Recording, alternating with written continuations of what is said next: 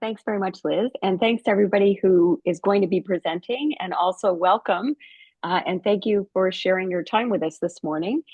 Um, I am delighted as the UNESCO chair to welcome you to this webinar on the stories of resilient food systems, which come from some work that we've been doing as part of a short partnership. But what I first like to do is give you an overview of the UNESCO chair. It's been around since 2019, and it's a platform really for change. And we try to use food systems as a lens to work towards biodiversity protection, enhancing community resilience in the face of climate change, increasing opportunities for marginalized groups, especially along the lines of improving food security, and enhancing community well-being. But first, as we begin, I would like to acknowledge that I work on the Wilfrid Laurier campuses, which are located on the shared traditional territory of the neutral Haudenosaunee and Anishinaabe peoples. This land is part of the Dish with One Spoon Treaty between the Haudenosaunee and Anishinaabe peoples, and it symbolizes the agreement to share, protect our resources, and not to engage in conflict. The principles, as I learned from an Oneida elder, are to only take what you need, leave enough for others, and clean the dish. These principles guide how I try to live my life and work as a food scholar, and I hope can inform your work as well. So today, we're going to be exploring agroecology, which is really exciting, both as a vision and as a practical pathway for transforming food systems towards greater resilience, equity, and sustainability. The webinar is hosted by the Food Learning and Growing Partnership, which we affectionately call FLOW. And together we're going to be taking a closer look at how agroecology is emerging and evolving across diverse regions. We have a wonderful group of speakers today, and I'm excited to introduce them to you in a moment. Ultimately, today our goal is to draw lessons from across regions and to strengthen the global agroecology movement and highlight its potential as a cornerstone of resilient regional food systems.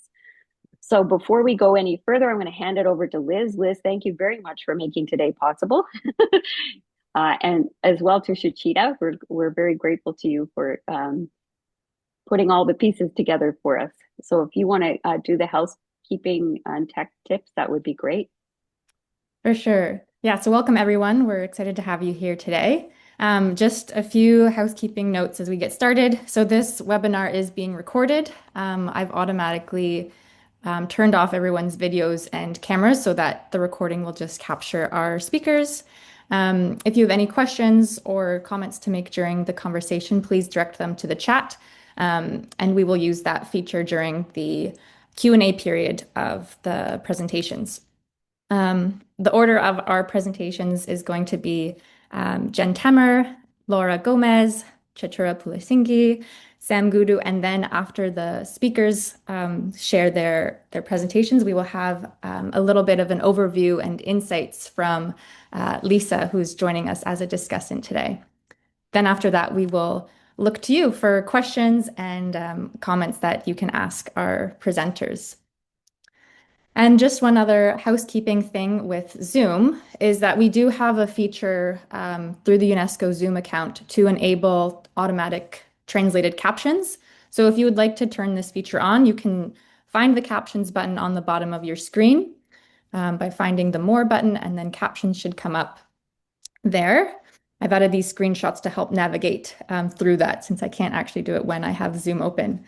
And then if you do see the hide the captions button on the bottom of your screen, turn the translation button on. And then that should prompt either a window will pop up for you to select which language you would like as your caption, or you can select through this list that will also appear. And there is an option to select this item here, which says show original and translated captions. This will then provide the caption in the speaking language as well as in the caption language. So this is an example of what this looks like on my screen, with the white text being the original language and then the yellow being in the speaker language. So hopefully that is a helpful feature that can support some of those who would like to hear or have the captions in another language. And I think those are all the pieces that I was going to share. So I will pass it back over to you, Allison. Awesome, Liz. Thanks so much. Before we get started, what I'd like to do is just give everybody a brief overview of what the Flow Partnership is all about. So I'm just going to do that share screen thing, which sometimes works and sometimes doesn't. Hang on. There we go. Okay, here we are. Um, Beg your pardon. Sorry, too many windows open. There we go. Okay, does everybody see just my slides? We're all good? Okay. So the Food Learning and Growing Partnership, as I said, what we call FLOW, was established over 2 years ago. It's a SSHRC-funded partnership, and it includes uh, 10 different regions, which I'll get into in a few minutes. Our research is directed to map and monitor the pathways between specific activities, so what's going on in the ground, and regional food system impacts. So what we're really interested in doing is capturing the activities and how those are creating effects across the board. With our partner organizations, we're also creating compelling indicator-driven narratives about the interrelated effects that these practices have. And we're focused at the regional scale, which is unusual. A lot of projects or a lot of initiatives look at individual projects or do more case study work. We're really scaling up the idea of transformation and building resilience and sustainable food systems to the regional scale. So overall, it's a 7-year project. When we proposed the project, we proposed 5 years of research. We might go into 6 at this stage, I would say, and have 2 years of knowledge mobilization at the end of the project. So as I said, there are 10 partners. There's 4 in Canada, 6 internationally. In Montreal, the focus is on food security and food policy, where we partner with Dawson College and the Conseil SAM, which is the Montreal Food Policy Council. In Ottawa, we're focused on the impact of Just Food Community Farm, including its many innovations, and also the development of the food strategy for our Ottawa. And there, our key partners are Carleton University, and welcome to folks on the call. I notice we've got many people from Eastern Ontario with us, or from the Ottawa region, and also from Just Food, of course. Vancouver Island is another partner. There, they're focusing on bioregional food systems, and the academic partner is Kwantlen University, and they are partnered with the Capital Region Food and Agricultural Initiatives Roundtable and the North Okanagan Land to Tables Network. And in the Northwest Territories, we're going to hear about this from Jen. The focus is on traditional food systems and climate change. And in addition to having Laurier as our academic partner, we're partnered with the Kagitu First Nation, Ecology North, and other partners as well. Internationally, we're connected with Southern Brazil, where they do research on traditional yerba mate agroforestry, and there the partners are the State University of Ponta Grossa, Embrapa, and the Strategic Council for Traditional and Agroecological yerba mate production systems, as well as SEDERVA, which is a co-op. In Maguri County, and we are lucky enough to have Samuel here with us today to speak about this work. The focus is on Indigenous crop production with women and youth.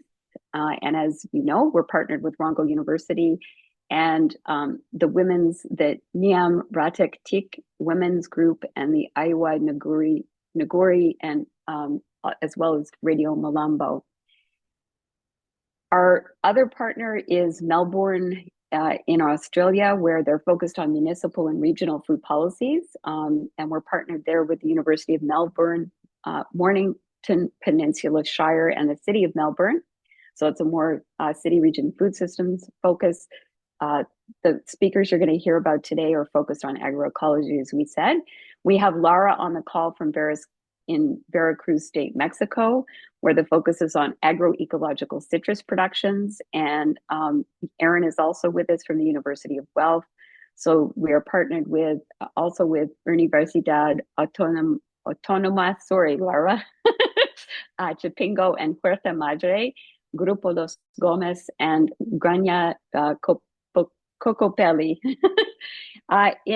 Sorry for my poor Spanish. In Sri Lanka, Chatura is here to talk about Sri Lanka. There's a focus on policy and governance, And there are partnerships with Sri Lankan Ministry of Agriculture and the Ministry of Finance. And in Andhra Pradesh, which is led by Joanna Wilkes, the focus is on natural farming transitions, and the partners with non-state funded nonprofit Ritu Sadikara Samstha, which is more well known as RYSS. So so those are the partners that we have on the grant. The approach that we use is to establish, first of all, multi-actor groups. So making sure that we have as many of the significant actors around the table as we can. We encourage everybody to co-create a vision and then to engage in impact pathway mapping as a way to identify indicators. The idea then is to monitor, evaluate, and compare and share results over up to 5 years. And with this is happening within regions, but also between regions. So I think that's an interesting feature of this project. We're also building out stories of change and telling these stories of change to bring life to the numbers. Numbers by themselves don't really talk about the interconnections and networking and all of the innovation that's happening. And we've also been developing and supporting communities of practice, one around agroecology, which you're hearing from folks from those groups today, and also from city region food systems. So we use impact pathway mapping as a convening tool to gather people around a common goal and get people on the same page. We use it also to enhance and identify a vision, develop, as I said, develop indicators. It also helps us to speak to different audiences and make sure that we're listening to people and hearing what we need to be doing as working on behalf of communities. And it also helps us to spiral up and out to transformation. So just real quick, this is what an impact pathway map looks like. We create the vision, we plan out the activities, we look at the outputs and the resulting changes. And this helps us to identify barriers and enablers to change. And if anybody wants more information about this, I'm happy to talk to you after the webinar. So we're really pleased to have you with us. So thank you for your interest and welcome again to our panelists. And what I'd like to do now is hand it over to Jen to get us started. And Shuchita, if you can put the bio for Jen in the chat, that would be great. And I'll just let everybody go from one to the next, if that's all right. Our speakers have their order. Are you all okay with that? Yeah, okay, super. Thank you. And welcome again. Thanks for being here. Thank you very much, Allison. I just want to check that you can see my screen okay. Are we good with you can see the proper screen? Yeah, okay, wonderful. So as Allison said, my name is Jennifer Temmer, and I'm a research associate with the Laurier Center for Sustainable Food Systems. And I recently completed my PhD at Wilfrid Laurier, working with the Kagetu First Nation, or as we also call it, Kikisa, to develop an agroecological food system framework and action plan. So today I'm just going to give you a brief overview of the food system in Kikisa and discuss a bit about how agroecology is being adapted to the northern context. So to begin, Kikisa is the home of the Kagetu First Nation. It is a Dene community of about 40 people in the Decho region of the Northwest Territories. So it's located south of the Mackenzie River and the Great Slave Lake, within the boreal forest zone. And while Kikisa does have road access, there is no store in the community. And so households need to travel around 3 hours or so return to purchase groceries and access services. So for Dene communities in the NWT, traditional food is essential to holistic well-being. Traditional foods, which are foods that are harvested from the surrounding lands and waters, they have important cultural, spiritual, social, and economic significance. And traditional food system activities, things like hunting, fishing, trapping, gathering, and sharing food, are deeply ingrained in Dene values of relationships of reciprocity, generosity, land stewardship, and collective well-being. And the laws that the Dene live by, laws such as not taking more than what you need, using everything, and sharing with others have long been very important for survival, and they continue to be central to Dene cultural identity. So while traditional foods are central to northern food systems, climate change is making it more dangerous and more difficult to access these foods. On top of this, we have colonialism, government policies, and extractive industries that are further complicating the ability of these communities to steward the land and to harvest traditional foods. So as a result, more households are consuming more store-bought foods, which is contributing to higher rates of food insecurity across the region. So to address some of these concerns, the community of Kikisa, the Kage2 First Nation, they have been looking to growing food as a climate change adaptation. And this is one that also moves them towards their goal of self-sufficiency and self-governance. So it's important to note that for Dene communities in the region, traditional food systems have not historically included growing food. And further to this, agriculture has often been associated with colonial practices that have been brought in by a settler population. And it was introduced originally to many Dene people through the residential school system. So this has, in some instances, there can be a lot of trauma connected to the practice of growing food. So considering this, Kikisa does recognize the importance of adapting their food system, so they want to do so in a way that respects traditional ways and worldviews. And agroecology has been a vehicle to do this. So what's the state of agroecology in the North? Well, across the NWT, there has been a very decades-long struggle for land and food sovereignty, as well as self-determination among Dene nations. But both agriculture and agroecology are relatively new.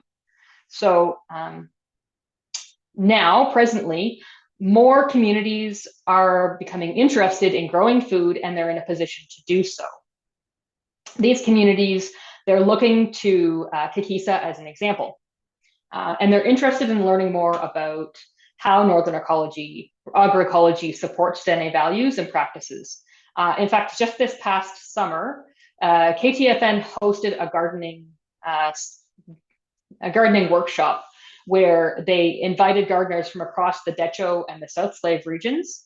And this was really, I believe, the first time where these communities came together and really talked about agroecology, what it means for communities, and how it can benefit them. So what is that Northern agroecology? Well, so it really started kind of in 2022 when our research team collaborated with the Kage2 First Nation and the Sambake First Nation to develop an agroecology framework for the communities that emphasizes Dene ways of knowing, being, and doing, promotes food sovereignty, and opens up a conversation about a path forward for agriculture in the territory.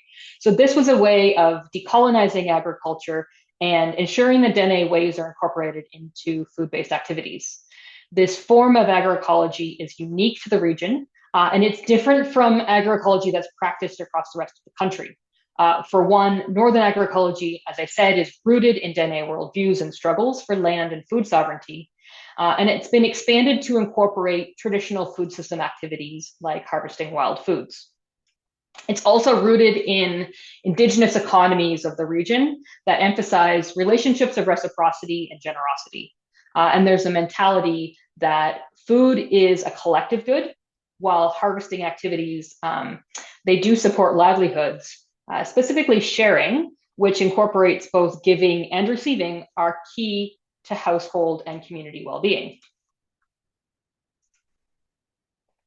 So moving from kind of conversations to how we implement agroecology in communities, in 2023, through conversations with community members in Kikisa, we developed a sustainable food system model and planning tool. So this is called the Community Agroecological Values Framework.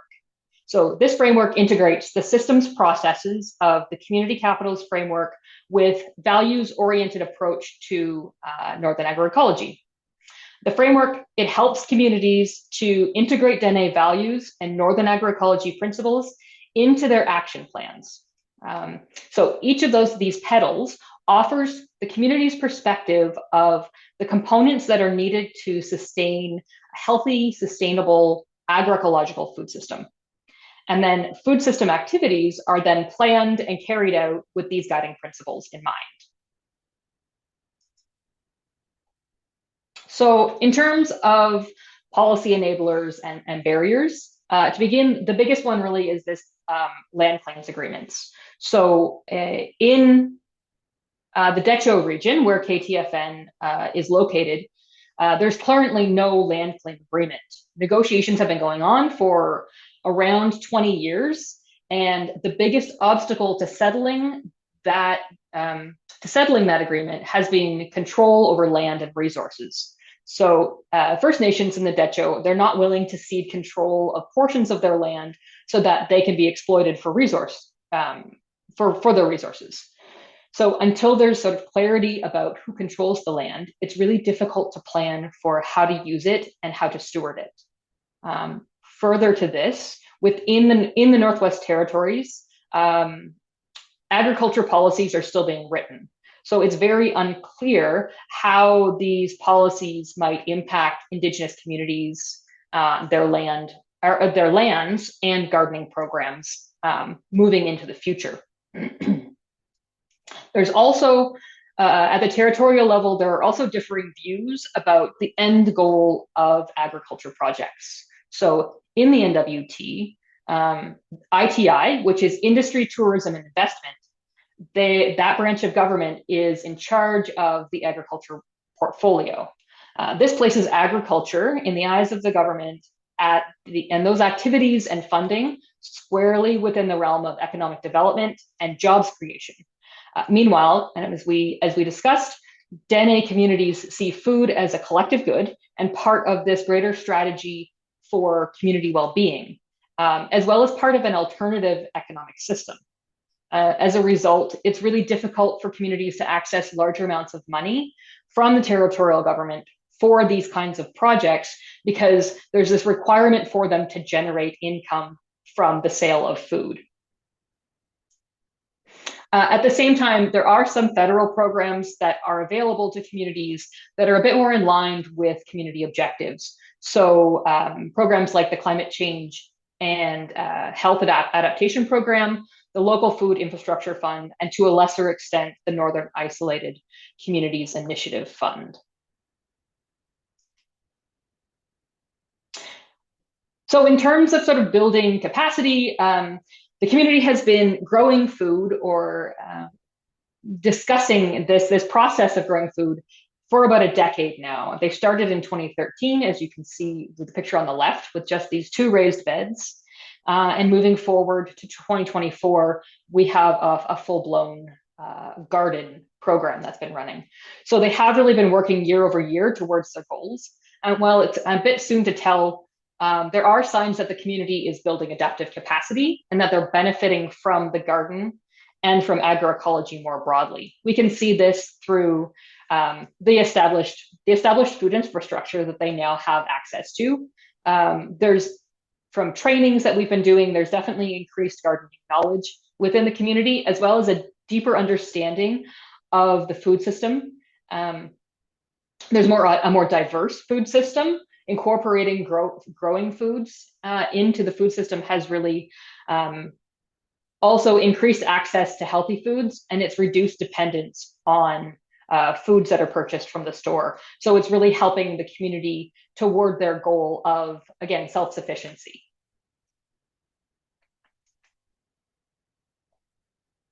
Because climate events like wildfires and drought are becoming more common and intense in the region, growing food is becoming an increasingly important adaptation measure.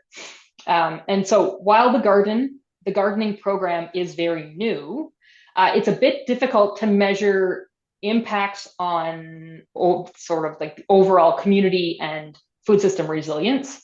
But I will leave you with some words from Chief Lloyd Chico, on how the garden helped community members who stayed to protect the community from wildfires in 2023.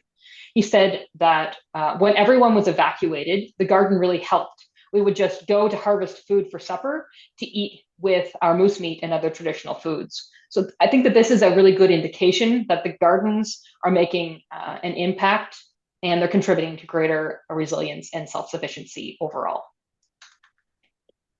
Jen, thank you so much for that fantastic presentation. I'll just note for you, Laura, I believe you're the next person up if you want to get your slides sorted. Thank you. Marie-Josée Massicotte in the chat has asked for your flower diagram. So I'm not sure if we're able to make our slides available after the presentations, but if you could reach out to Marie-Josée, that would be great. Thank you so much. That was a really wonderful start to our presentations. Laura, are you good to get going now? Yes, I would like Okay. to Erin can help you with the translation, Yeah. please, and also Liz with the slides, please. The slides. Okay. Erin, I see that you're on the screen. Yep, and I'm here. Liz, and the slides are now there. So are you good to go, Laura? Yes. Well, thank you Okay, very much. perfect. Bueno, muchas gracias a todos por estar aquí. Gracias, es un honor para pues estamos muy agradecidos. So thank you very much. It's an honor to be here. We're very grateful for the invitation and the opportunity. Bueno, pues cuando hablamos de la zona norte de Veracruz, estamos hablando del Golfo de México y la dieta tradicional que se tenía antes, pues se basa en la milpa. Sin embargo, en las últimas 3 generaciones se ha sembrado naranja con un manejo con pesticidas. So we're talking about work happening in the northern part of Veracruz on the Gulf of Mexico. And traditionally, the diet in this region was based on what's known as the milpa, which is a corn-based diet mixed with beans, pipián, chili, cilantro, and other crops. But in the last 3 generations, there's been a transition towards fairly intensive citrus, orange production, and it's very conventionally oriented with lots of agrochemical application.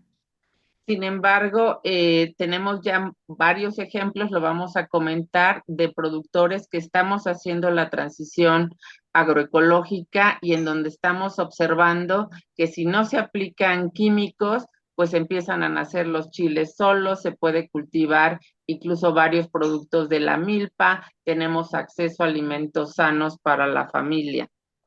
But we have increasing numbers of people who are turning again away from agrochemical application, and we're seeing that in those cases, the traditional products of the milpa, the chili, the other food products are starting to grow up naturally. They're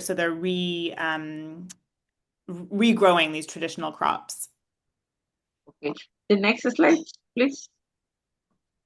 Bueno, a nivel de, para dar un panorama general sobre lo que está sucediendo en el país, varias agencias están desde 2018 incluyendo la transición agroecológica. Tenemos, por ejemplo, el programa Sembrando Vida, en donde se apoya a 400,000 productores con alrededor de $500 canadienses mensuales para establecer sistemas agroforestales con más de 4,700 técnicos.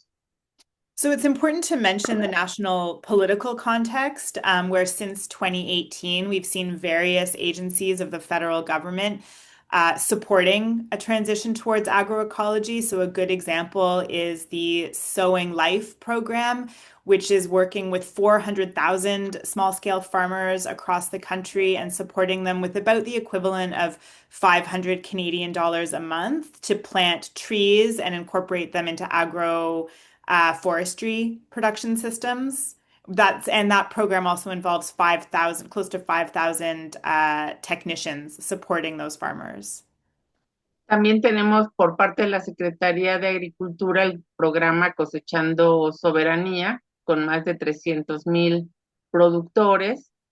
A partir también del 2020, que hubo un decreto para la sustitución del glifosato, se comenzaron a instrumentar diferentes proyectos para buscar alternativas. Y bueno, aunque está suspendido ese decreto, tenemos ya también otro que está actual sobre la protección del maíz nativo y la producción y evitar la producción de maíces transgénicos en el país.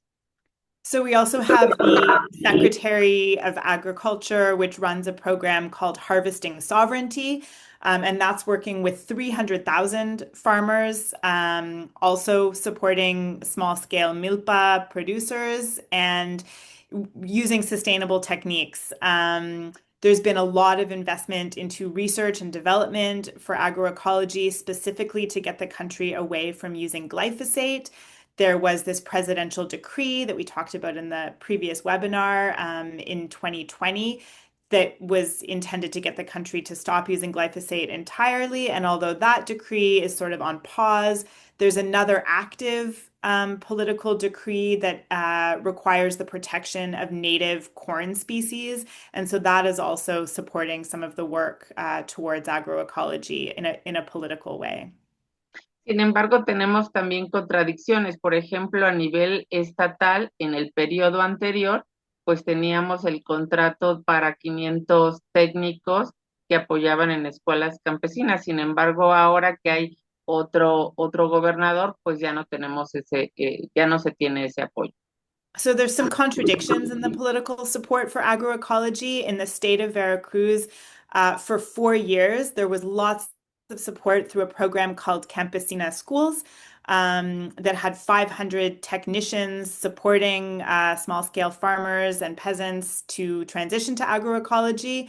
But with a shift in the governor recently, that policy was changed and there's no longer the same support. Okay, next slide, please. Aquí tenemos el trabajo que se comenzó a hacer en 2004. Este es la huerta madre, pues es de la familia. Mi padre ha comandado todo este equipo de trabajo del cual les vamos a comentar. Y bueno, a partir de 2004 se ha venido haciendo toda una transición en la región. So here we have some photos from the Huerta Madre or mother farm, which is Laura's family farm, and she and her father have been working since 2004 on a transition towards agroecology in the region. Okay, the next, please. Los pasos en esta transición agroecológica pues comenzaron en 1 hectárea, que crecieron en 8 años al total de la huerta. Poco a poco más productores nos fueron visitando, conociendo y apoyamos en la formación de organizaciones de pequeños productores. El salto mayor lo dimos en 2022, en donde con un apoyo del Consejo Nacional de la Ciencia y la Tecnología se pudo llegar a platicar sobre la agroecología, sobre los daños del glifosato a más de 10,000 productores. So the process working with the Huerta Madre has been step by step. In the case of the Huerta Madre itself, the work started with 1 hectare that transitioned towards agroecology, and over the course of 8 years, they transitioned the entire 16-hectare farm to the point where it's now certified organic. They also worked step by step with ever increasing numbers of farmers in the region. So working with just a few producers who visited the Huerta Madre and learned about transition to agroecology, and then gradually incorporating more and more producers and also some small scale groups of producers. And the biggest shift happened in 2022 when they received a really significant grant from the Mexican Federal Research Agency. And that enabled them to connect with more than 10,000 farmers and talk to them about some of the dangers of glyphosate and also the benefits of agroecological production. Bueno, pues el 36% del total de esos agricultores con los que platicamos estuvieron dispuestos a poner en práctica la agroecología. Esto lo hicimos con el apoyo de 38 técnicos comunitarios y técnicos agroecológicos, y se logró tener 6,000 hectáreas sin el uso de agroquímicos, incorporando 48% de productores indígenas y 23% de mujeres al frente de sus huertas. Y bueno, seguimos trabajando. Ahora nuestros esfuerzos están en desarrollar un sello agroecológico que reconozca que estos productores están trabajando de una manera diferente, y bueno, sería un sello distinto al sello orgánico.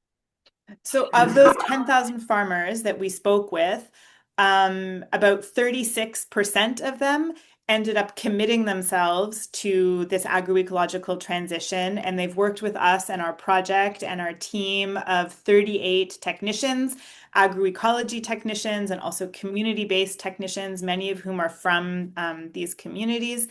And we, working with these 3,600 farmers across the region, have managed to transition 6,000 hectares in the region, where we can now say that there's no agrochemical application on that land. Of those 3,600 farmers, 48%, so almost half, are Indigenous, and almost a quarter, 23% of them, are women. One of the big focuses now is a new project that's working with these farmers to help develop a certification for agroecological production, for the entire farm that these people are working. Okay, the next one, please. Bueno, pero se tienen varias barreras en el país para poder lograr la transición. Primero, pues un arraigo muy fuerte por parte de los productores para el uso de los tóxicos, la oposición, por supuesto, de la industria y de los grupos de poder, las transnacionales. No hay suficiente entrenamiento para los técnicos agroecológicos. Y además, los programas gubernamentales pues requieren muchísima burocracia. Más del 50% en algunos casos del tiempo lo dedican a llenar informes. So it's important to mention some of the barriers we're facing in this work. One is that there's really deeply rooted economic, social, and cultural factors that are pushing producers to continue using agrochemicals. And so fighting against those deeply rooted mentalities is challenging. We also see fierce opposition from the industrial farming lobby and some really powerful interest groups at the national as well as international scale. When it comes to some of those programs that are supporting us with agroecological transition, some of the technicians that are involved in those programs lack sufficient training in agroecological methods. And those programs also are subject to really extensive bureaucracy. So that can be a barrier to entry for the technicians and also for some of the farmers who might want to participate. Okay, the next If one, I could please. just, sorry to interrupt, but if I could just ask you to wrap it up, we're over time. Thank Yeah, you it's so the much. last one. Yeah. Yay, Bueno, okay. pues en ese panorama general, pues no debería la producción en México depender de los agrotóxicos, pues por nuestra salud, por la salud del ambiente, y entonces hay varias cosas en las que habría que trabajar, ¿no? Robustecer el conocimiento en los técnicos, generar un apoyo técnico que le dé seguimiento a los productores, incorporar productores, incorporar a los promotores campesinos, consolidar los faros agroecológicos en cada región, y bueno, pues llegar a un desarrollo de una política que pudiera ser mucho más amplia. So we know that it's possible for Mexico to have a food system that doesn't depend on agrochemicals, and that we need that kind of system for the health of our people and our environment. And there's a few things that we have to do to sort of push that vision forward. We have to be training technicians and also farmers. incorporating ever increasing numbers of people into our network, supporting the development of a network of agroecological lighthouses or beacons, and really working at the policy scale for a comprehensive integrated policy that will support our work and make it easier. Next one. And thank you so much. Thank you, Eddie, for the translation. A pleasure.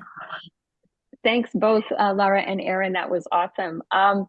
And while Chatura gets his slides up and running, I really appreciated the transition dimension of what you presented from Mexico, despite economic hardships and shifts in funding and things like that. It seems like farmers are finding a way to go forward, and there's more and more uptake of agroecology. So that's really heartening for me and hopefully inspiring for other people on the call. Chatura, you're up next, please. Thanks, Prof. Thank you very much for inviting me. I'm from Sri Lanka. I'm an international student at Wilfrid Laurier University. I'm in my third year of my PhD program. So I'm going to be talking about Sri Lanka, and I'll be focusing on paddy cultivation, which is our staple crop. Paddy has been the way of life, paddy farming, for many centuries. And it resembles quite a lot of agroecological principles. So we never use agrochemicals, we use shared labor, we use traditional seeds, we used animals as machinery. There were cascade tank system built by the kings to use water. Astrology and auspicious times were part of our cultivation process. And of course, it was tightly linked to a traditional or Ayurvedic medicine. Now, once milled, paddy becomes rice, which is again the staple food that we eat. And that has a lot of cultural significance. One such significant event is that after the major cultivation, all the farmers throughout the country would gather to offer this newly harvested rice to Lord Buddha. So it was a really significant cultural event for Buddhists. And then comes one of the other major cultural events in Sri Lanka, which is a combination of both Sinhalese and Tamil ethnicities. And we celebrate New Year, which is falls in every year, April, and we get together and we celebrate life and we celebrate food. And rice again becomes the center of this celebration as well. However, throughout the time, things started changing, and the biggest change started coming in with the Green Revolution. With Green Revolution, new improved seeds started coming into Sri Lanka, and these new improved seeds or hybrid seeds were developed by using our traditional seeds by the International Rice Research Institute. With those new improved varieties came chemical fertilizers, and these chemical fertilizers were highly subsidized in Sri Lanka even to this day. And of course came the agrochemicals. Mechanizations and modernizations became the key words that we used. A lot of machinery was involved in agriculture, and modernizations like protected agriculture, precision agriculture, IoTs, drones were part of these newly modernized agricultural system. And as a result, the recent years we face a lot of financial burden because we are subsidizing a lot in terms of these chemical fertilizers, and that was not sustainable. Chemical use started resulting in toxic produce and then biodiversity losses. So loss in soil productivity, water pollution, and then environmental degradation altogether. Then there were incidences of spread of non-communicable diseases and then chronic kidney disease as well. Now, with all these things happening between 60 to 70 years, the food system changing drastically, I want to focus on one particular policy decision that was taken in 2029, which is going to be the thesis of this presentation. Some of you might have already seen this particular picture and the line in 2021, but let me build up to it. Now, previous governments, when I say previous government, which are the governments that were before 2021, they promoted chemical agriculture in the country. And in 2029 presidential manifesto, every president has to put out a manifesto. In his manifesto, he said there are going to be a 10-year transition plan so Sri Lanka can move towards more ecological friendly, resilient, sustainable agriculture. And organic agriculture is being a major part of it. However, in 2021, Ministry of Finance made a decision to ban the importation of chemical fertilizers and agrochemicals. Now, in Sri Lanka, president himself is always the minister of finance. So this is a directive came from the president himself. Now, farmers nationwide were asked to adapt organic agriculture or organic farming practices overnight, and they were not ready to scale up. So what happened? So the decision only took 8 months in terms of survival. It was reversed after 8 months. But what were the outcome? The outcomes were riots, resignation of the president, and then resulted in food insecurity as well. Now, even though these were the outcomes, what really happened in the in the food system? So, food system went through a lot of difficulties. One, when this decision was taken in, 95% of Sri Lanka's agricultural lands were done under industrial agriculture system. And now you turn to organic agriculture overnight, there was a huge competition for organic inputs. And because the government didn't have enough infrastructure to control the organic inputs that was flowing into the market, there were a lot of low quality inputs. At the same time, government did make attempts to import chemical organic fertilizers from China and from India, but some attempts were failed, largely failed. And at the end of the day, it was clearly evident that policymakers did not really give an attempt to recognize what is really happening on the ground in terms of agriculture or in terms of opportunities to move towards a more wide-scale agroecology practices. And at the same time, farmers were not ready to address this scale-up demanded by the government. At the end of the day, Sri Lankan farmers lost more than half of their harvest, and that resulted in food insecurity. Now, after all this, you might wonder, okay, where are we in Sri Lanka in terms of agriculture policy? That's a good question. So the question I posed is there agriculture policy in Sri Lanka? And that's an interesting question. In 2019, European Union, funded by the European Union, there was a project to develop an overarching agriculture policy for Sri Lanka.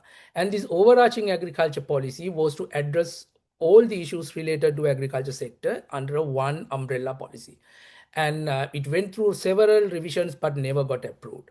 And while this policy was in debate, there was another policy that was drafted by the Department of Agriculture in conjunction with the Ministry of Finance, which we now call the National Agriculture Policy or NAP. But even NAP is not yet adapted. So where are we in terms of an approved agriculture policy? So that dates back to 2007. So whatever the policy that was lastly approved by the parliament as the agriculture policy dates back to 2007. Now, as I said earlier, every president puts out a presidential manifesto. And the current president who came into power in 2024 also put out a manifesto. And I was interested to look at this manifesto and see where agroecology, organic agriculture falls. So these are the highlights. So the policy or the manifesto talks about both chemical agriculture and organic agriculture. But organic agriculture has been identified as a niche market for exports. There's no mention about agroecology or food sovereignty. And it mentions about a continuation support of a chemical fertilizer subsidy. And the policy or the manifesto is largely focused on food security and productivity, and that's where the chemical-driven agriculture comes into play. However, when I did my research work, when I talked to respondents, the one message I got very clearly is the large optimism with the current government. They are expecting a change in terms of an agroecology-driven agriculture policy. Now, while we wait for this optimism and this agriculture policy to bear fruits, it's really important to understand what's really happening on the ground at the moment. There are a lot of agroecological movements in Sri Lanka. I have highlighted some significant ones out of them, but at the same time, their activities are very much limited to regional scale. And there's hardly any coordination mechanism to discuss agroecology related issues. Whatever happening at the regional scale or the regional coordination mechanisms are 100% geared towards addressing issues of the chemical agriculture system. And at the same time, there's limited support from politicians and the government officials. And you can understand why it is happening, because there's no directive to the employees of the Department of Agriculture to promote agroecology. At the same time, I think politicians are bit of concerns about what happened in 2021 and does not want to speak of agroecology at this point of time.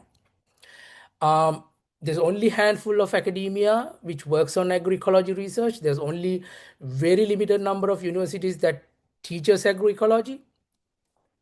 And at the same time, there are no regional markets for agroecology products. So whatever produced as agroecology products which comes to the market goes through the same channels with the chemical products goes through. So there's no price differentiation as well. However, Chatura, yes. sorry to interrupt, but we're at time. So if you could wrap it up as quickly as possible. Thank you. Sure, thank you. But there's a lot of things happening in terms of knowledge creation. There are MSc programs done by the universities, and agroecology members are moving into even politics to make sure that their voice is heard and their information is being put into the agriculture policy.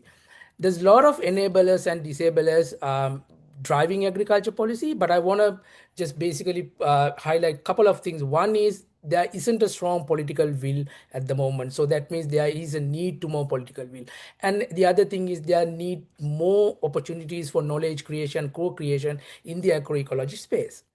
Now, final point I want to make is there's this always argument that why do you think agroecology can address most issues related to resilience? Of course, one example is 2021 COVID attack. When the COVID attack came in, the trade market faced down, but agroecology markets, the farmer to farmer or farmer to consumer markets, the shorter value chains address this issue.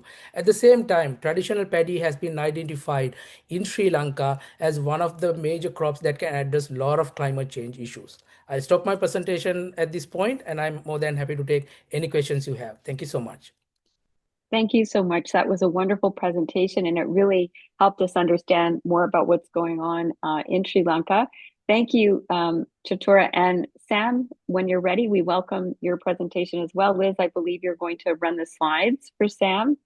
Okay, so as soon as the slides are up, and in the meantime, if you would like to get more information about Sam, you can find that in the chat. Thanks very much for being with us, Samuel. It's really good to see you. Are we good to go? Yes. Okay, thank you. Thank you so much. I appreciate the opportunity to present on the issue of agroecology in Kenya. I can see something is blocking my, yeah, fine. I'm okay now. Agroecology for sustainable food systems in Kenya. May we move to the next slide? Yes.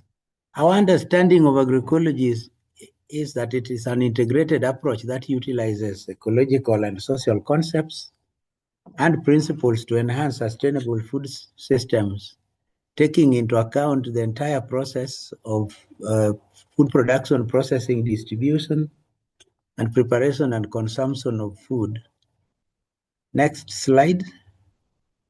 With that definition, we understand agroecology based on the Food and Agriculture Organization that did indicate the 10 elements that underpin agroecology, including circular economy, resilience, synergies, diversity, culture and food traditions, and recycling efficiency in terms of natural resources. And therefore, agroecology is an international movement that is underpinned with traditional and scientific movements based on the principles of science and traditional indigenous knowledge. May we move to the next slide? Yes, so agroecology is a movement that started a long time ago, around 1930s, but was focusing mainly on field plots. But later on in the 1970s and 80s, agroecology has changed and moved to focus on farm, agroecosystem, landscapes, and of late, of course, agroecology is looking at the entire sustainable food systems, and therefore the context at which my presentation will come. Let's move to the next slide. So agroecological approaches seeks to transform food and agricultural systems, looking at the root causes of the challenges in food systems and complementary use of available nutrients sources, redesigning farm systems and increase system synergies among farms and across landscapes, improving soil and animal health, and establishing relationships among producers and consumers, and restores the earth life support systems. In Africa, agroecology is being touted as one of the things one of the farming systems that would be able to support the food systems in Africa, where the yield gap is quite big in crops and livestock.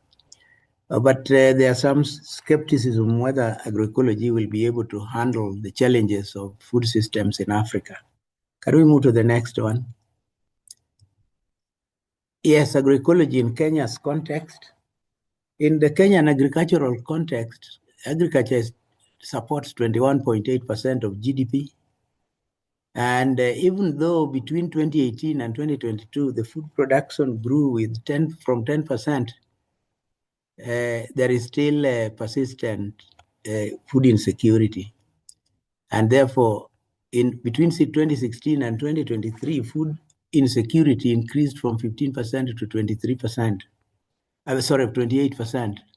And the population of people who are undernourished also grew from 22% to around 29%, implying that the current food systems are unsustainable and may not be able to support sustainable food security. The main challenges are population growth, which is quite rapid, from 40 million to 53 million between 2009 and 2023.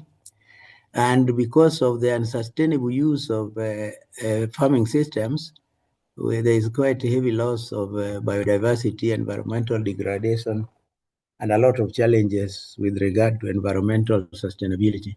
And the current food systems are unsuitable to provide enough food for everybody. We move to the next slide.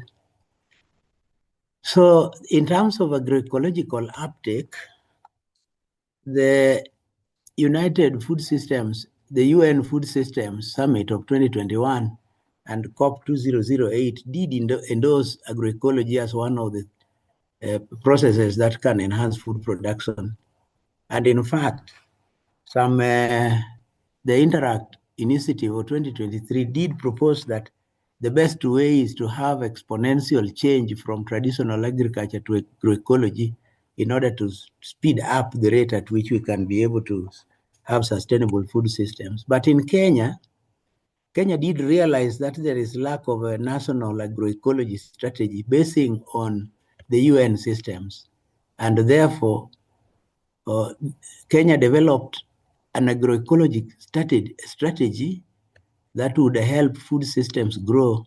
And this is a new strategy from last year, 2024 to 2033.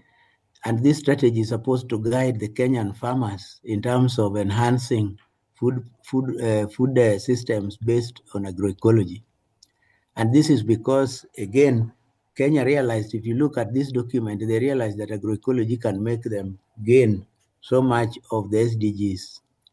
And therefore, they developed this booklet which guides farmers into how to handle agroecology. Let's move to the next one. And the transition in Kenya agroecological food systems, we are focusing in Migori County, and we are looking at quite a number of small-scale farming systems within Migori County. And because of the emphasis on agroecology, we have seen use of indigenous knowledge and traditional farming systems. In fact, if you look at the project which is funded by FLOW, which we are undertaking, we're talking about sustainable food systems using fairly stable crops like sorghum. Like in this photograph, you can see a farmer who is intercropping beans and sorghum. And these two crops are highly sustainable and fairly adaptable even under stress environmental conditions. There is also soil conservation and water management techniques, especially because Migori County, the project we are doing, has got the lower part close to Lake Victoria is rather dry, and therefore soil conservation and water management techniques are being employed to enhance food production. And then, of course, in a mixed crop system like this one, there is integrated pest management and crop diversification to enhance food security. Let's move to the next slide. And using the FLOW project, we look at the enablers of transition from traditional farming and to agroecology. And there are several enablers based on what the government document on the strategy indicates. And this is part of our FLOW project because we are using sorghum as a stable food crop. And we did call farmers together to select the type of sorghum because in our breeding program, we have developed many sorghum varieties, and therefore farmers were called to pick which kind of sorghum they pick. And because agroecology enables farmers to grow more resilient crops like sorghum, and therefore enablers are very many. I have listed them there because we have got now the seed systems for sorghum, which allows these farmers to get indigenous stable crops. And then there is potential for co-creation because we do the breeding together with the farmers and they select what they want. And therefore, there are several ways in which agroecology is enabled within Migori County where we work. Let's move to the next one. The next slide, please. The barriers to agroecology are many, especially within Migori County where we work, because they were working with small-scale farmers that traditionally were using their own ways of growing, but they with agroecology, they're trying now to move. And from what I have seen in Migori County, they're moving from traditional farming to agroecology, which has got more dimensions, but there are so many barriers, like land degradation is there because there is a lot of mining work in Migori and the soil some places are exposed. There is monoculture because again in Migori County there is a lot of sugarcane growing and sugarcane is normally grown as a monoculture. And then there is a weak extension system. And that's why Rongo University talks about using a radio system to enhance agricultural extension because agricultural extension is very low. So we divide the barriers into production barriers, the market barriers. Again, if you go to a food market in Migori, you will find that the traditional farmers may not provide the qualities that is required by town markets. And therefore the challenge of marketing barriers, especially for the traditional farmers that are trying also to purchase or sell food from local markets. But then the governance and policy barriers, major challenges in equitable access to land, credit, and other resources impede the growth of transition to agroecology. Limited supportive policies, because there's a national policy, but then we have to adopt that national policy to fit the national and with the local conditions in the county. And therefore several barriers as listed is given. Let's move to the next slide. Yes, the policies are now in place. There is that strategy, and the government is using tactics by trying to embed agroecology into curricula in the universities and the middle level colleges. And then the government is trying to put some funds to strengthen interministerial coordination to support farmers that would want to move to agroecology. And there is a lot of advocacy and political action that try to build multi-stakeholder coalitions to support farmers that would like to move to agroecology. Next slide, please. Lessons I would say that one can learn from Kenya is the fact that Kenya is ambitious and has developed the National Agroecology Strategy to support farmers to move to agroecology and move. In Migori County, I see two groups of farmers. There are farmers who are moving from traditional farming to agroecology, but there are also farmers who grow sugarcane, and they're moving now to be told that you can't only grow sugarcane, you need to grow sugarcane plus other crops in order to be food sufficient. Let's move to the next one, please. And that is the end of my presentation, and I thank you so much for giving me the opportunity to give the presentation. I think in our next presentation, if we find opportunity, we will now delve a little more into the mapping of agroecology in Migori County as a whole. Thank you so much, and God bless. Thank you so much, Sam. That was a wonderful, informative presentation, both on what's going on at the national scale, but also within Muguri County. So it's great to get that additional information and to see how institutionalization is actually happening for agroecology. So thank you so much for sharing that. Lisa, we're delighted to have you with us from GIZ in Germany, and we look forward to your comments. In the meantime, while Lisa is giving us her perspectives and an overview on what's been said, which there's a lot there, so good luck, Lisa. It's a very fulsome conversation we've just had. I invite people to put questions into the chat. When Lisa's done, we have between 10 and 15 minutes left for questions. So I'll hand it over to you, Lisa. Welcome, and your bio is in the chat. Thank you.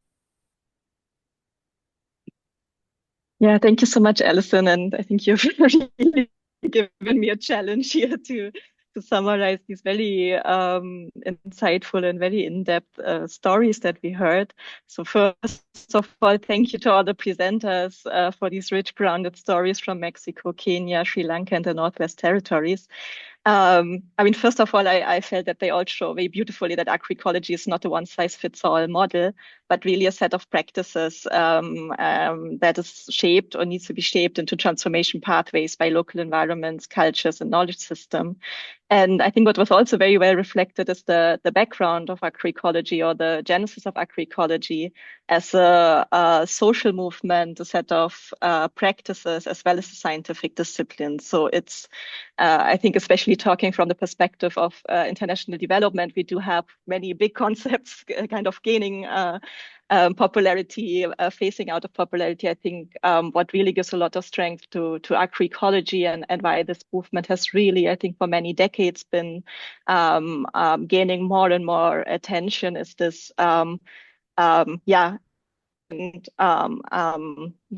kind of different fields that come in, and especially the really broad social movement that is behind it, and that it's really driven by people all over the world. Across the presentations, I think the barriers and the enablers that were identified and were presented, they were quite diverse. I think a few common insights that I took away, and of course this is not extensive at all, but I think the importance of indigenous and local knowledge systems and food cultures came out very strongly in all of the presentation. I think the value of diversity, it's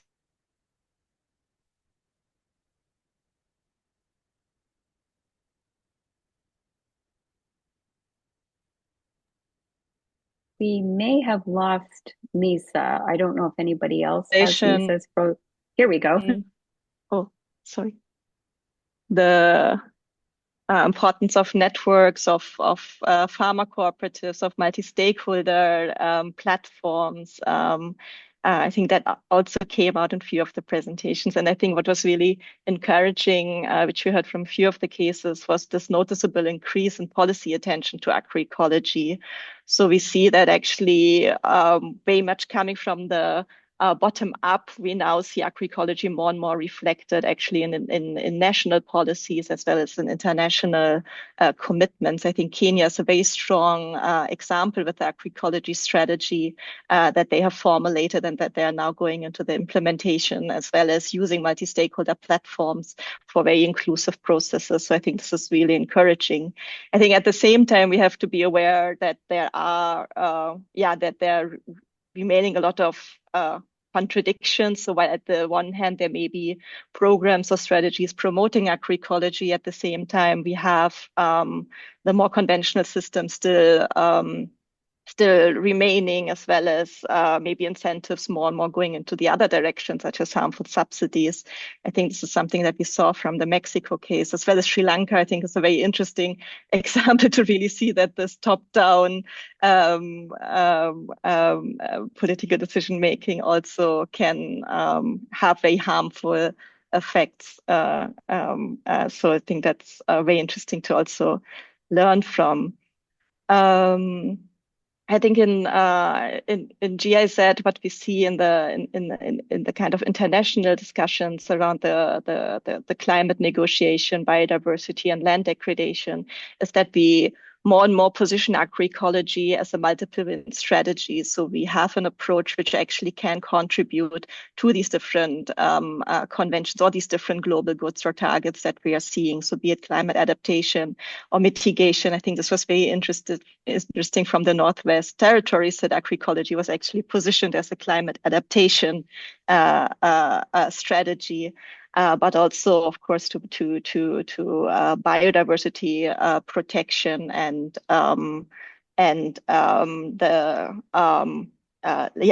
combating land degradation, as well as the huge power of agroecology for the restoration of landscapes. I think lastly, what I just want to stress here is what I see is the really big potential of agroecology for strengthening the resilience of rural areas. And maybe this increasing policy attention also comes from a pressure that we are seeing of the current food system actually not delivering as would be needed, and the problems intensifying.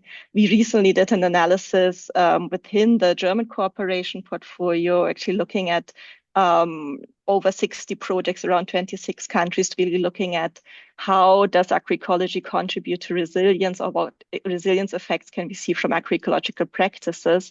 And I think while this is quite well established in the ecological resilience on farm and field level, there's a lot of effects that are there if you're looking at the community level or the landscape level in terms of strengthening resilience of rural areas, which are increasingly under pressure.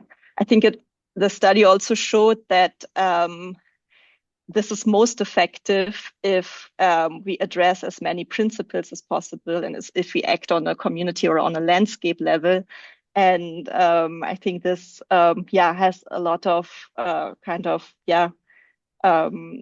insights into the work that we are doing, like how can we collaborate better together, how can we strengthen multi-stakeholder platforms where different interest groups can come together, actually develop food system transformation visions for a certain landscape and bring that into action. So, and I think the Flow partnership is definitely also such a platform where these kinds of conversations can happen. So I think thank you so much for having me. I'm not sure how I'm with the time, but I'll stop here so that there's also somewhat time for questions. Thank you so much for having me. Thank you, Lisa. That was a perfect overview. Very, very in-depth, and that was excellent. I wonder if you could put a link to the report that you just talked about in the chat, if possible, or if not, we can send it to Liz and I, and we would love to share that out with people who have participated in the webinar. So that sounds great.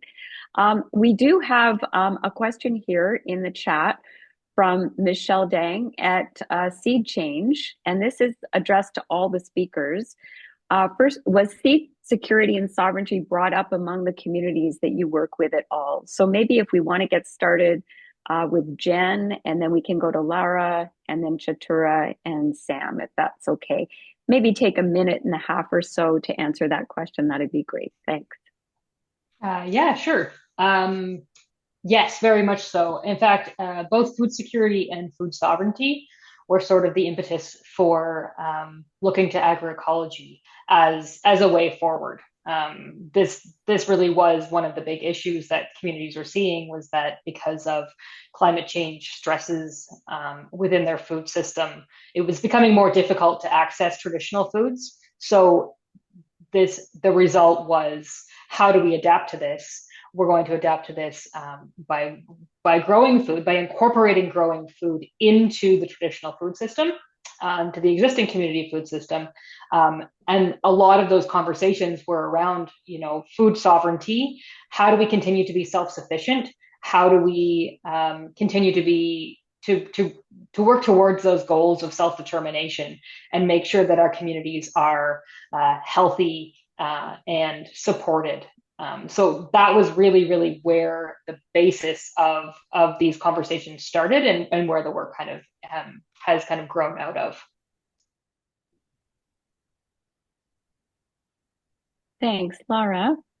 Sí, pues lo que nosotros vemos es de que quizás la palabra se usa menos sobre soberanía de semillas, pero cuando comentábamos con los productores establecer coberteras de leguminosas para proteger el suelo y para evitar las arbences, nos puso muy contentos de que los productores indígenas empezaron a sembrar pues el frijol de chivo, el frijol gandul, le llaman frijol de árbol, diferentes tipos de frijoles, diferentes tipos de semillas tradicionales. Entonces, lo están incorporando en la práctica. Vemos que se empiezan a valorar mucho más los recursos locales y bueno, tenemos productores más avanzados, por ejemplo, Granja Cocopelli, que bueno, sí tiene incluso un stock de semillas nativas, ¿no?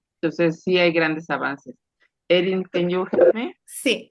So most of the producers we work with don't use that language necessarily of seed sovereignty, but what we've seen is that when we started introducing legume cover crops, they were using native varieties. So lots of native to the region bean varieties, for example, and many of the indigenous producers were using traditional indigenous varieties, and they were using their own seed. And then we also see that there are like a few examples like Granja Cocopelli, which is a partner on Flow that does maintain its own seed stock of heritage variety seeds and is working to share those in the region.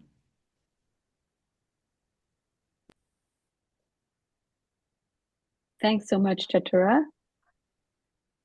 Okay, that's an interesting question. I was about to talk about it during my presentation, but I now have the question. Well, Sri Lanka is home for more than 2,000 traditional seed varieties. But over time, we lost our genome, right? So when I went to the field a couple of months ago, I found farmers who now have about 70 to 80 traditional seeds preserved with them. And what these agroecology networks on the ground are trying to do is trying to make their stock of seeds more. So, for example, one of the programs that they do is they would assess a farmer whether he's suitable to get into the agroecology network, and if he's ready, then they will give seeds to that particular farmer. But the return is he has to give that particular seed lot back. You cultivate that, produce seed paddy, and give it back. So these kind of stuffs are happening because couple of years ago, Department of Agriculture also had a seed bank which had our traditional seeds, but nobody knows what happened to that Chatura now. seems to have frozen up. No. Oh Can you hear no, me now? it's me that's frozen. Yeah. So right now, agroecology networks have taken that responsibility and they are making strides toward promoting more and more our traditional varieties, because traditional varieties have been proven resilient to climate change. It has proven it has a low glycemic index. In fact, there were 4 traditional varieties that were patented about 5, 6 years ago, which has the lowest glycemic index among the rice varieties in the world. So these kind of interesting things are happening with respect to our seed sovereignty. Thank you very much, Chatura. Sam, would you like to comment on the question about um, seeds and seed security and food sovereignty? Is that something that's relevant where you're working in Kenya and Rongo? Thank you so much, Alison. Is for sure the seed and seed systems is quite important in our system, and this is because the area where we work with small scale farmers largely is an area where a lot of research had not been carried on. And we find that most of the food grown there are real traditional foods where the seed system is not at national level. Like if you talk about sorghum, if you talk about sweet potato and the beans, they're using very traditional, the truly traditional seed systems. But in our research, what we saw, especially for sorghum, because we released new varieties of sorghum that yield almost twice as much as what the actual traditional sorghum, which is grown within the region. So we had to develop a seed system for farmers. And in fact, because we released about 6 varieties or so farmers, we called farmers to pick the variety they would want to grow. But the seeds are not available anywhere with the farmers. So we had to again distribute these seeds and also allow farmers to form groups in which they would now multiply, because we may not be able to do it for all the farmers. So we multiply, we give them the seed, we supervise how they multiply those seeds because of the fact that the yield system is quite high with the new varieties. But we are also encouraging farmers to still keep the traditional sorghum or bean varieties. But of course, we realize how important the seed systems are and allowed farmers to form groups that would multiply these seed varieties and distribute back to the farmers, but with our support in terms of ensuring that there is no seed mixtures. Thank you. Back to you, Alison. Thanks very much, Sam. Much appreciated. We've got several questions, but we can only address one more. So I think what we're going to do is go in reverse order now. So Sam, Chatura, Lara, and Jennifer. So the question from Sunshan is about the term agroecology and how it's being used in national or regional policies. And this question is in the chat if you want to have a look. She's interested in knowing how is it connected to, competing with, or in synergy with other initiatives such as organic agriculture, regenerative practices, climate strategies, etc. So how are farmers, growers, foragers, and traditional land workers finding themselves with these policies that can be sometimes are top down, right? So how are they interfacing with the people on the ground? So thanks very much for that question. And if you have any closing comments, make them now because we have 5 minutes left. So you can each have 1 minute, okay? Thank you. May I go on? Yeah. In terms of what I've seen in the field, agroecology is more or less, if you find agricultural extensionists, they're talking about agroecology as if it is synonymous with the regenerative agriculture. And also what we have seen, there are quite a number of NGOs that you find in the field and they talk about organic farming. And if you listen to what is happening in the field, there is not a consistent explanation that is deep enough compared to what we see in agroecology, because agroecology looks at the entire continuum from production all the way to consumption. But what we see in terms of regenerative agriculture, that moves very close to what is with the agroecology. But if you look at the organic farming approach as we see it in the field, they put much more emphasis on the production aspect, but forgets about the fact that agroecology goes all the way to consumption. Thank you so much, and back to you. Thanks, Sam. That's a great concluding comment. Chatura, over to you. Sure, Prof. So agroecology, the word itself does not appear in any policy documents at the moment in Sri Lanka. But as I said in the presentation, organic agriculture appears, but it's limited to a very niche market. Therefore, the organic agriculture export policy is right now with the Export Development Board. It's not necessarily with the Ministry of Agriculture or Department of Agriculture. So there's a fragmentation happening there. But on the ground, when farmers or agroecology networks talks about agroecology, it involves organic agriculture, it involves regenerative agriculture, it involves biodynamic agriculture. The only thing they don't talk about, which government is in favor of, is good agriculture practices. Because good agriculture practices involves chemicals, farmers don't believe that falls under agroecology, but the government is making quite a lot of strides to promote gap agriculture in Sri Lanka. Thank you, Chatura. Lara and Aaron, over to you. Ok. En México no se había hablado nunca de agroecología en la política hasta el 2018. Se hablaba un poquito de orgánico, pero a partir del 2018 a los productores orgánicos podríamos decir que los rezagaron, se dejó de hablar de esto y podríamos decir que el término de agricultura regenerativa se está asociando más a las grandes empresas, se está asociando más a Bayer, incluso algunos que están implementando los paquetes tecnológicos que proponen, pues son sumamente costosos, por arriba del 50% más de costos. Sí hace falta profundizar en la visión de la agroecología, no solo al uso de bioinsumos agroecológicos, sino una visión mucho más amplia, pero pienso que pues eso también se tiene que ir dando poco a poco.